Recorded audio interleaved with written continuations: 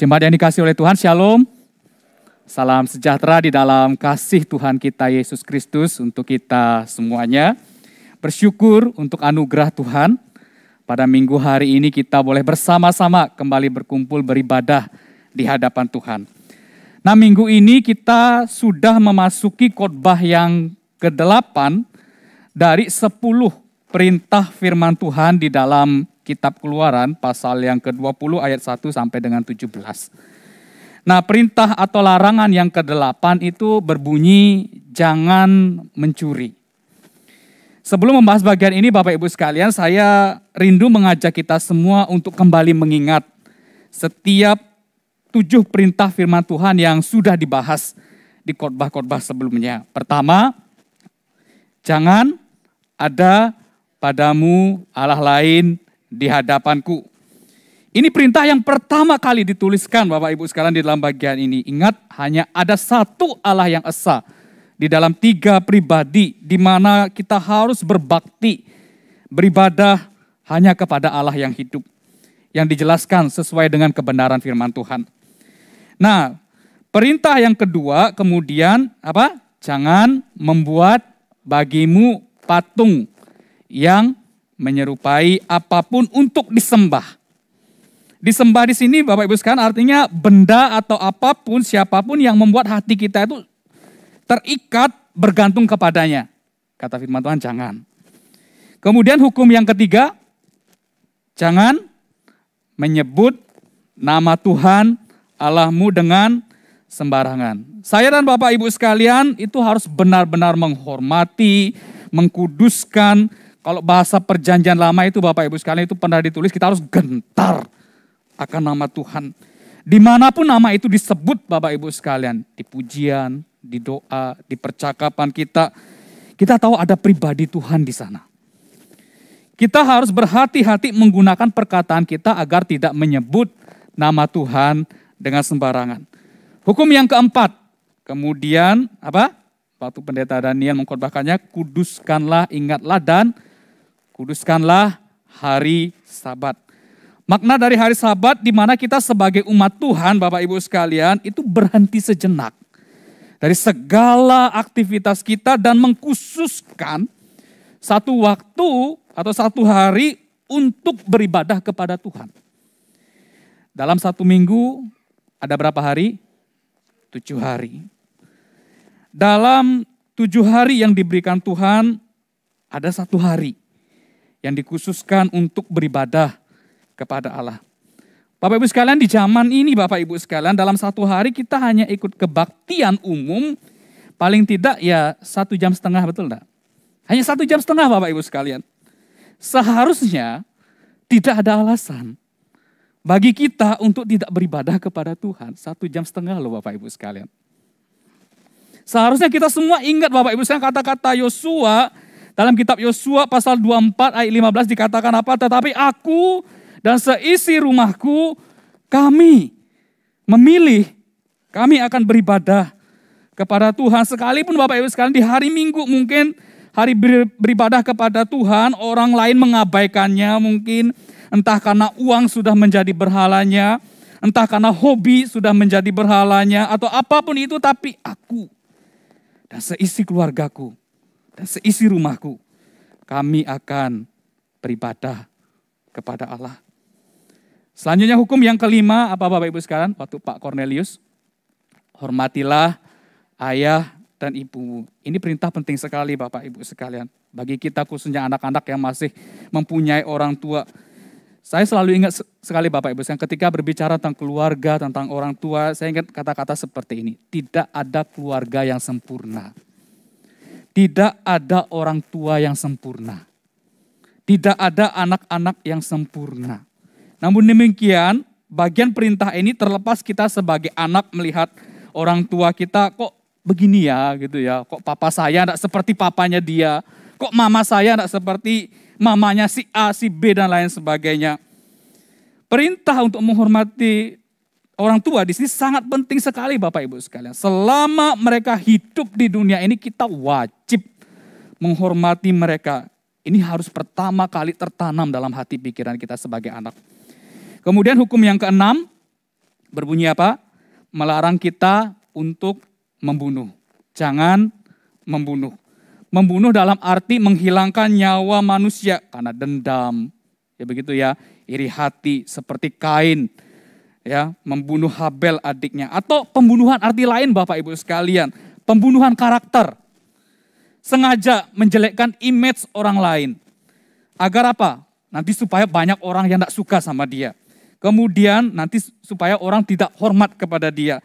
Bisa jadi seperti itu Bapak Ibu sekalian. Tapi ingat firman Tuhan katakan jangan membunuh. Kemudian selanjutnya minggu yang lalu perintah yang ketujuh berbunyi apa? Jangan berzina. Bagi Bapak Ibu sekalian terkhusus yang sudah berkeluarga firman Tuhan mengatakan kuduskan pernikahan. Hendaklah setiap pasangan bisa setia satu dengan yang lainnya. Jangan sampai pernikahan itu dirusak karena orang kedua, ketiga, keempat, seterusnya. Jangan Bapak Ibu sekalian. Bapak Ibu sekalian demikianlah sekilas hukum yang pertama sampai dengan hukum yang ketujuh yang sudah dikhotbahkan. Nah minggu ini saya menyampaikan hukum yang ke-8. Jangan mencuri. Nah ketika jauh-jauh hari Bapak Ibu sekalian saya melihat bagian mana yang harus saya khotbahkan karena tim hamba Tuhan itu sudah menyusun jadwal tema khotbah itu 1 tahun Bapak Ibu sekalian.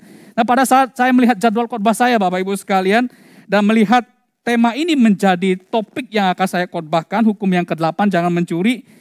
Saya jadi teringat masa kecil saya Bapak Ibu sekalian. Saya lahir di sebuah kampung yang terletak di Kabupaten Tabanan di Provinsi Bali. Nah tempat saya itu sangat dingin sekali Bapak Ibu sekalian. Dan sangat asri sekali. Koferi itu pernah lewat di sana Bapak Ibu sekalian.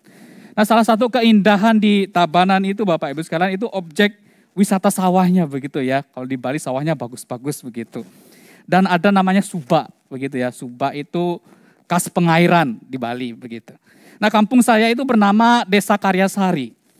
Di Pupuan, Tabanan, Bali. Nah cukup dekat dengan sebuah gunung. Di sana Gunung Batu Karu namanya. Saya teringat waktu kecil ketika pergi ke kebun melewati perkebunan masyarakat yang lainnya. Salah satu yang membuat kami senang Bapak Ibu sekalian itu adalah pada waktu musim buah-buahan Bapak Ibu sekalian. Bapak Ibu sekalian tahu mengapa kami senang? Karena kami sudah menyiapkan alat-alat Bapak Ibu sekalian. Alat-alat senjata tempur kami. Ada yang menyiapkan bambu begitu ya, ada yang menyiapkan gala yang panjang. Ada yang bertugas memantau orang lewat begitu.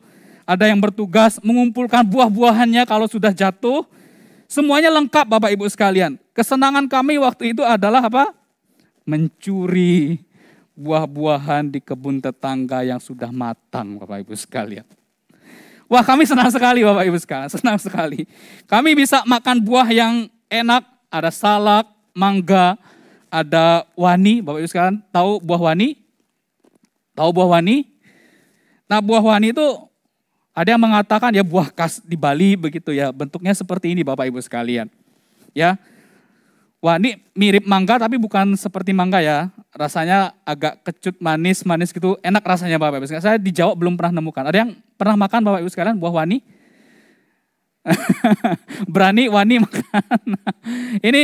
Ini senang waktu saya kecil Bapak Ibu sekalian. Wah masa kecil yang sangat tidak menjadi contoh Bapak Ibu sekalian. Ya, sebenarnya ada baiknya Bapak Ibu sekalian kalau kami pergi kepada pemiliknya dan izin begitu ya mengambilnya daripada mencurinya dengan sembunyi-sembunyi. Nah pada suatu ketika Bapak Ibu sekalian, saya kaget melihat teman saya. Loh, kok dia sekarang mengambil buahnya itu kok santai begitu ya? Dan ada pemiliknya juga di bawahnya. Saya lihat, wah kenapa ini? Kemudian karena penasaran saya tanya Bapak Ibu sekalian. Dan jawabannya, ya sudah dikasih sama pemiliknya. Ambil saja seperlunya tapi jangan dipukul-pukul ya. Karena nanti dahannya rusak, tidak bisa berbuah lagi. Supaya carangnya tidak rusak. Wah dari sana Bapak Ibu sekalian saya berpikir begini Bapak Ibu sekalian. Kalau begitu ya mending izin begitu ya. Izin mengambil dulu, minta buahnya kepada pemiliknya daripada mencurinya. Nah, mulai saat itu Bapak Ibu sekalian sedikit demi sedikit ada benih-benih pertobatan Bapak Ibu sekalian. Ya benih-benih pertobatan dalam diri saya yang waktu masih SD. Nah Bapak Ibu sekalian, ini cerita pengakuan dosa saya Bapak Ibu sekalian. Semasa kecil saya. Apakah Bapak Ibu sekalian di sini Ada yang tidak pernah mencuri selama masa hidupnya? Boleh angkat tangan? Ada? Tidak ada ya? Tidak ada ya, kalau tidak ada ya luar biasa sekali. Tapi pasti kita semua pernah melakukannya. Minggu ini kita semua pengakuan dosa ya. Dosa mencuri ya. Nah, Bapak Ibu sekalian, berbicara tentang jangan mencuri, mengambil sesuatu yang bukan miliknya, milik orang lain, tanpa izin, sembunyi-sembunyi, tidak sah, adalah bagian yang penting untuk kita lakukan. Jangan mencuri. Tapi Bapak Ibu sekalian, pertanyaannya, mengapa orang itu mencuri? Mengapa seorang anak SD seperti saya, Bapak Ibu sekalian, dulunya melakukan perbuatan seperti itu? Atau mengapa Bapak Ibu sekalian seorang koruptor yang gajinya dan tunjangannya sudah baik begitu, ya bisa-bisanya juga korupsi Bapak Ibu sekalian, mengambil uang negara untuk kesenangannya sendiri. Mengapa Bapak Ibu sekalian? Kalau saya waktu kecil Bapak Ibu sekalian, mungkin pemikirannya masih sederhana ya. Seperti Adam dan Hawa di Taman Eden begitu ya. Melihat buah yang dilarang oleh Tuhan, wah menarik ya. Wah ini menarik. Dan ada dorongan, keinginan untuk memiliki dan kemudian untuk mengkonsumsinya dan lain sebagainya. Tapi Bapak Ibu sekalian, dalam kasus yang lain misalnya seperti para koruptor, begitu kenapa Bapak Ibu sekalian mereka melakukan itu? Gaji mereka sudah cukup besar dan banyak mendapatkan fasilitas. Memang ada yang mengatakan, oh ya Kak Yudi, karena kan waktu kampanye misalnya begitu ya, pengeluarannya banyak dan lain sebagainya. Kemudian ya ini sudah terpilih, ya pembalasan Kak Yudi. Ya ambil dikit-dikit begitu ya. Untuk ya jangan sampai nanti tekor begitu ya, biaya kampanyenya banyak dan dapat cuan dan lain sebagainya. Tapi Bapak Ibu sekalian, mengapa orang melakukan perbuatan demikian Bapak Ibu sekalian? Saya kurang setuju kalau mengatakan seperti itu Bapak Ibu sekalian. Bagi saya alasannya pertama adalah kurangnya mensyukuri hidup. Bersyukur adalah salah satu gaya hidup yang sangat baik sekali Bapak Ibu sekalian. Bahkan Alkitab mengajarkan kepada kita, ucapkanlah syukur di dalam segala keadaan. Ucapkanlah syukur di dalam segala keadaan. Waktu keadaan yang kurang, dengan bersyukur kepada Tuhan, maka niat jahat mengambil, mencuri apa yang bukan hak kita, itu akan sirna Bapak Ibu sekalian. Karena kita merasa apa? Bersyukur kepada Tuhan untuk apa yang kita miliki. Dengan bersyukur kita jadi tahu Bapak Ibu sekalian, bisa hidup ini dinikmati dengan apa yang ada pada kita. Justru kita belajar percaya dan bergantung kepada Tuhan. Tuhan yang akan memelihara kehidupan saya. Kedua Bapak Ibu sekalian, mengapa orang bisa mencuri Bapak Ibu sekalian? Karena keserakahan hidup. Keserakahan hidup. Serakah itu artinya tidak tahu batasan. Dan tidak puas dengan apa yang dimiliki. Orang-orang yang sudah punya gaji yang tinggi Bapak Ibu sekalian, bayangkan. Tunjangan yang baik pun tetap bisa mencuri Bapak Ibu sekalian. Alasannya hanya satu. Hati yang serakah. Hati-hati Bapak Ibu sekalian. Bayangkan Raja Daud yang boleh dikatakan sudah punya segala-galanya waktu itu. Ia sudah berada pada puncak karirnya Bapak Ibu sekalian. Tinggal menikmati hidup sebagai seorang raja. Tapi lihat, ia pun bisa terjatuh untuk mencuri wanita istri orang lain. Jawabannya jelas Bapak Ibu, bukan karena Raja Daud ini tidak punya power, tidak punya kuasa. Dia raja atas Israel. Bukan karena Raja Daud ini tidak punya karisma. Dia ini raja Bapak Ibu sekalian. Orang pasti akan menghormati, menyegani dia. Bukan karena dia tidak bisa mengambil istri banyak Bapak Ibu sekalian atau selir. Dia raja, dia bisa melakukan itu. Dan dia melakukan itu Bapak Ibu sekalian. Dia raja dan dia bisa melakukan semuanya itu. Tapi karena hatinya yang serakah menginginkan lebih daripada apa yang seharusnya. Melewati batasan yang seharusnya tidak boleh dilewati oleh Raja Daud. Akhirnya apa? Melakukan perzinahan dengan Batsheba. Akhirnya bahasa saya sekarang mencuri, mengambil istri Uria. Akhirnya melakukan pembunuhan dan lain sebagainya. Nah Bapak Ibu sekalian, hati-hati dengan dosa keserakahan yang membuat kita mengambil bagian yang bukan seharusnya menjadi hak kita. Bapak Ibu sekalian, hal ini sangat mengerikan sekali Bapak Ibu sekalian. Keserakahan tidak hanya terjadi di dunia politik. Tidak hanya terjadi dengan pejabat yang mengkorup uang negara. Keserakahan tidak hanya terjadi di kehidupan rumah tangga, tidak puas dengan pasangannya akhirnya mencuri kesempatan untuk bisa berselingkuh. Benih keserakahan itu ada di setiap diri kita masing-masing Bapak Ibu sekalian.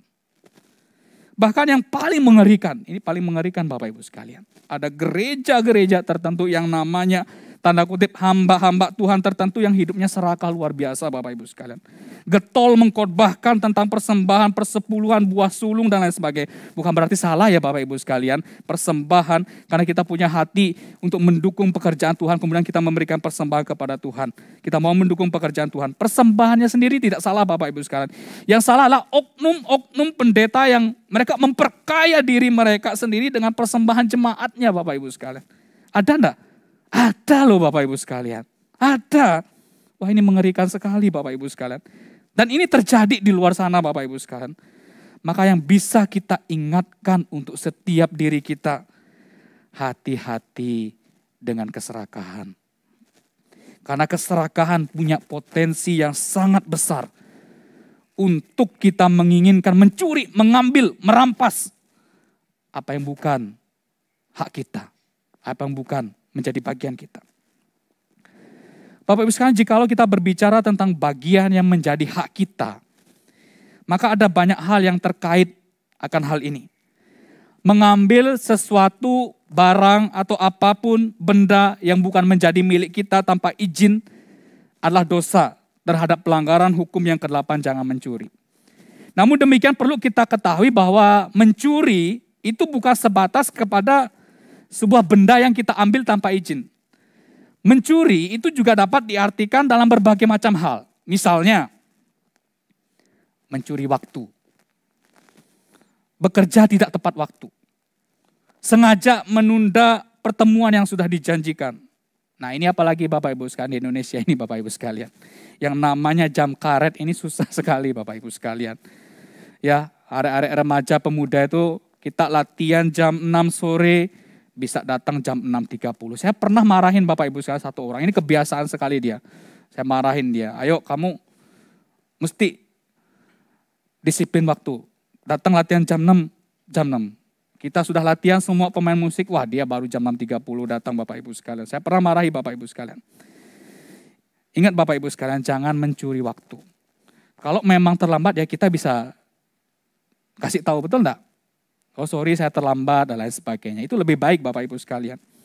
Kemudian contoh yang kedua mencuri di sini yang bisa juga diartikan ketika kita meminjam barang kepada orang lain. Entah itu uang karena kita memang perlu, urgent mungkin, mendadak dan lain sebagainya. Tapi kita sengaja Bapak Ibu sekalian, sengaja tidak mengembalikannya. Ini juga namanya mencuri Bapak Ibu sekalian. Saya pernah beberapa kali Bapak Ibu sekalian orang datang ke saya. Kak Yudi mau pinjam uang. Ada keperluan anak lagi sakit misal begitu ya. Ini bukan jemaat ya. Oke, kira-kira kapan dikembalikan? Nah saya kan pasti begitu ya Bapak Ibu sekalian ya. Oh nanti pas gajian bulan depan Kak Yudi. Tak balikkan Kak Yudi. Setelah bulan depannya Bapak Ibu sekalian tahu ceritanya apa? Ketika saya bertemu dengan orang ini. Ya dia biasa-biasa saja begitu ya. Hari ini saya ingat, oh hari ini seharusnya dia kembalikan uang saya. Kok gayanya santai-santai begitu ya Bapak Ibu sekalian. Seperti tidak ada beban apa-apa. Akhirnya saya diamkan. Sampai sekarang saya diamkan Bapak Ibu sekalian. Tapi saya sudah tandai Bapak Ibu sekalian. Sekali saya tandai, jangan berharap untuk kedua kalinya. Nah itu saya Bapak Ibu sekalian.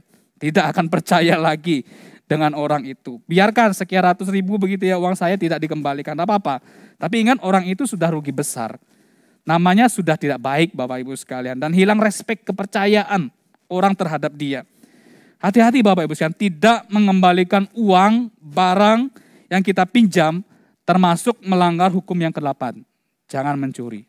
Nanti pulang-pulang ingat-ingat ya Bapak Ibu sekalian. Saya pernah pinjam apa ya dengan ini. Ini kan tadi. Wah kesepakatannya kapan ya dikembalikan? Kembalikan Bapak Ibu sekalian. Kembalikan. Firman Tuhan dalam Mazmur 37 ayat 21 mengatakan begini. Orang fasik meminjam dan tidak membayar kembali. Orang fasik meminjam dan tidak membayar kembali. Tetapi orang benar adalah pengasih dan pemurah. Jelas ya kata firman Tuhan, orang fasik meminjam tapi tidak mau membayar kembali. Apa yang pernah kita pinjam harus segera kita kembalikan sesuai dengan kesepakatan. Nah kemudian pelanggaran terhadap hukum ini Bapak Ibu sekalian itu mencuri timbangan atau ukuran yang tidak tepat. Nah Bapak Ibu sekalian, kita yang bekerja dalam hal transaksi, dalam hal perdagangan, hati-hati untuk tergoda mencuri keuntungan yang lebih dengan cara yang tidak benar.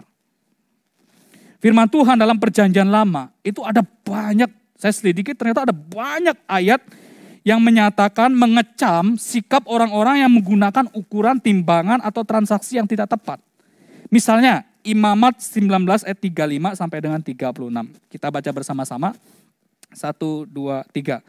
Janganlah kamu berbuat curang dalam peradilan, mengenai ukuran, timbangan, dan sukatan.